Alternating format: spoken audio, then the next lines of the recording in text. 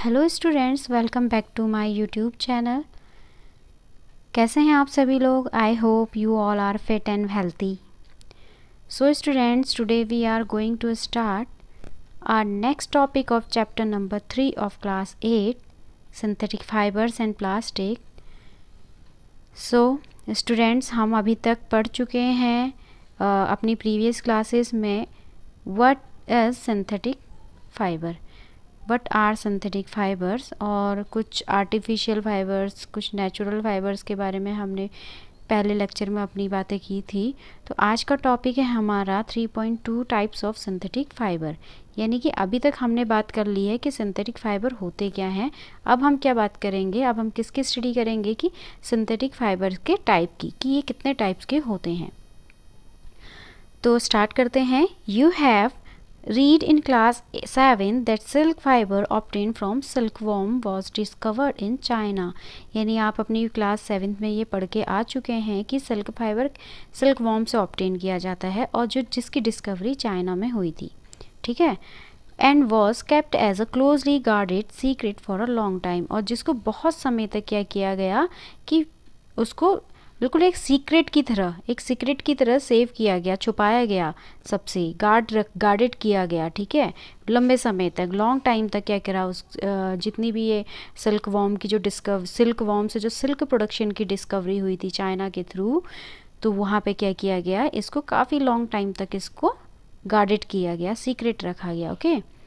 Fabric obtain from silk fibre was very costly, यानी जो silk worm से जो रेशम के कीट से, यानी सिल्क वॉर्म से जो सिल्क हमें ऑब्टेन होता है, यानी प्रोड्यूस किया जाता है, ऑब्टेन किया जाता है, वो बहुत ज़्यादा कॉस्टली होता है बेटा, वो बहुत ज़्यादा एक्सपेंसिव होता है। But it's beautiful texture fascinated everybody, पर इसका जो ब्यूटीफुल टेक्सचर होता है वो क्या करता है, सभी को बहुत ज़्यादा फैसिनेट करता है, यानी मोह लेता है, मन को मोह लेता है।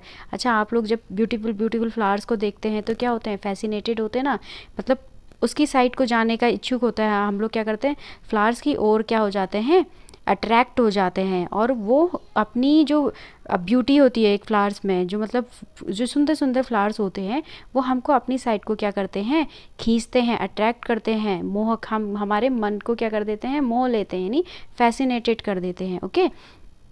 Attempts were made to make silk artificially. Toward the end of the 19th century, scientists were successful in obtaining a fiber having properties similar to that of silk। यानी क्या हुआ बच्चों कि काफ़ी समय तक क्या किया गया, काफ़ी अटैम्प्ट्स किए गए ताकि आर्टिफिशियली सिल्क को बनाया जाए। फिर क्या हुआ कि जब 19th सेंचुरी के एंड तक क्या हुआ कि साइंटिस्ट यहाँ पे सक्सेसफुल रहे, यानी कि आर्टिफिशियली सिल्क को प्रोड्यूस करने में सक्सेस मिल गई साइंटिस्ट को हमारे, और उनने क्या किया, उसी की तरह सेम प्रॉपर्टीज़ का सिल्क प्रोड्यूस कर लिया। यानी जो हमारा नेचुरल सिल्क था, जो कि सिल्क वॉर्म से हमें प्रोड्यूस हो रहा था, ऑब्टेन हो रहा था, सिल्क वॉर्म के थ्रू जो हमें ऑब्टेन हो रहा था, सेम उसकी जैसी ही प्रॉपर्टीज़ को आर्टिफिशियली सिल्क में लाया गया, यानी जो साइंटिस्ट के थ्रू बनाया गया था। Now such a fibre was obtain bye a chemical treatment of wood pulp. यानी यहाँ पे क्या किया गया बच्चों कि इस तरीके के फाइबर को बनाने के लिए क्या किया गया, यहाँ पे केमिकल ट्रीटमेंट दिया गया, किसमें, वुड पल्प में, यानी जो लकड़ी की लुगदी होती है ना, वुड पल्प, उसमें। ठीक है। This fibre was called rayon और आर्टिफिशियल सिल्क। यानी ये वाला फाइबर क्या कहलाया अब यहाँ पे, आर्टिफिशियल सिल्क, यानी इसको एक नेम दिया गया rayon. Rayon is also called artificial silk. अब हमें पता चल गया कि रेयन कैसे ऑब्टेन किया गया, रेयन को कैसे ऑब्टेन किया गया, इसमें केमिकल ट्रीटमेंट दिया गया, किसको, वुड पल्प को, यानी लकड़ी की लुगदी को क्या दिया गया, केमिकल ट्रीटमेंट दिया गया, और जिससे हमें क्या प्रोड्यूस हो गया बेटा, आर्टिफिशियल सिल्क। यानी कि अभी तक हमने नेचुरल सिल्क की बात करी कि वो कैसा होता था, वेरी कॉस्टली, एक्सपेंसिव होता था, बहुत ज़्यादा पैसा उसमें हमें इन्वेस्ट करना पड़ता है। अगर हम किसी भी सिल्क की ऐसे कुछ आर्टिकल्स लेते हैं, यानी साड़ी वगैरह हमने अगर परचेज़ करनी है, तो प्योर सिल्क की जो नेचुरल सिल्क की जो साड़ीज़ वगैरह होती हैं वो बहुत ज़्यादा एक्सपेंसिव होती हैं। तो अभी हाँ क्या हो गया कि साइंटिस्ट ने एक ऐसी टेक्निक ढूंढी कि उनने क्या करा, आर्टिफिशियली सिल्क को प्रोड्यूस ऑब्टेन किया। Okay. Although rayon is obtained from a natural sources, wood pulp, yet it is a man-made fiber। यानी यहाँ पे बात की जा रही है कि बेटा जैसे रेयन क्या ऑब्टेन किया गया है, कुछ नेचुरल सोर्सेज से किया गया है। इन wood is a natural source, okay. अब वुड के पल्प से क्या किया गया है, इसको ऑब्टेन किया गया है, तो क्या ये नेचुरल सिल्क नहीं हो सकता? नहीं, क्योंकि इसको क्या किया है, केमिकल ट्रीटमेंट दिया गया है, जिसके थ्रू किसके थ्रू किया गया हो, मैन के थ्रू। तो मैन ने क्या किया, उसमें केमिकल ट्रीटमेंट वगैरह यूज़ किए, तो उनने क्या बनाया, एक मैन मेड फाइबर प्रोड्यूस किया, ओके, यानी ऑब्टेन किया, जिसको हमने क्या बोला, artificial silk. It is cheaper than silk and can be woven like silk fibres. ठीक है, अब ये क्या है बेटा, ये चीपर है यानी सस्ता है, किससे, जो हमारा नेचुरल सिल्क था उससे क्या है, ये थोड़ा सस्ता उससे सस्ता होता है और बिल्कुल सिल्क की ही तरह ये दिखता है। ठीक है, और इसको वूव किया जाता है, यानी उसी की सिल्क की तरह ही ये क्या बुना जाता है, बिल्कुल उसके थ्रेड सिल्क की तरह लगते हैं। It can also be died in a wide variety of colours, यानी आप इसको क्या कर रहे हैं, जब ये प्रोड्यूस कर दिया गया यानी सिल्क बना दिया गया आर्टिफिशियल, तो उसमें different different colours of variety यहाँ पे क्या करेंगे, डाई करेंगे, यानी उनमें कलर्स रंगेंगे, उन कलर्स को different different. Rayon is mixed with cotton to make bed sheets or mixed with wool to make carpets. अब रेयन का यहाँ पे क्या करते हैं हम यूज़, बेटा रेयन को मिक्स करते हैं कॉटन के साथ, ताकि वो क्या बना दे, बेडशीट बना दे, चद्दरें बना दे, ओके।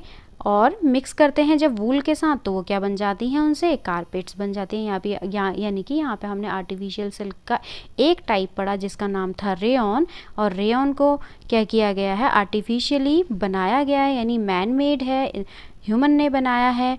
और कैसे बनाया है, वुड पल्प से इसको बनाया है। ठीक है, वुड के पल्प के थ्रू इसको बनाया गया है, ऑब्टेन किया गया है।